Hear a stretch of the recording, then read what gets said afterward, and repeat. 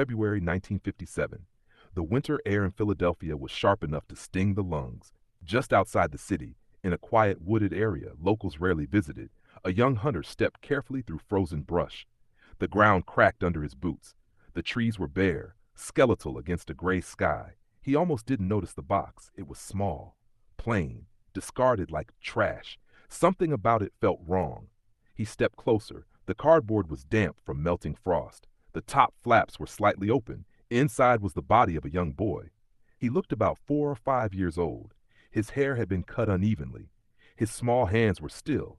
There were no toys, no blanket, no note, just silence. Police arrived quickly. Detectives searched the woods for hours. Snow fell lightly as photographers documented the scene. The boy had been recently bathed. His nails were trimmed. Someone had cared for him, at least at some point. But no one reported him missing. His fingerprints were taken. His face was published in newspapers across America. Thousands of tips flooded in. Nothing matched. Weeks turned into months, months into years. The child became known only as the boy in the box.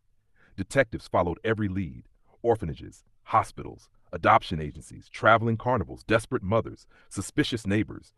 Each lead ended the same way: dead end. His small grave in Philadelphia became a quiet place where strangers left flowers and stuffed animals. People who never knew him mourned him. Time moved forward. The city changed. The world changed.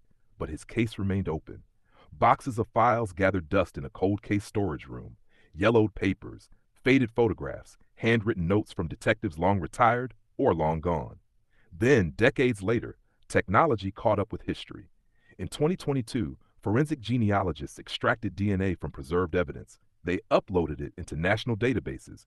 They searched family trees, and slowly, carefully, the branches connected. A name emerged: Joseph Augustus Zarelli. After 65 years, the boy finally had his name back. But the most painful question still lingers in the cold Pennsylvania air. Who put him in that box? And why did no one come looking? The forest is quiet now, but some stories never truly rest.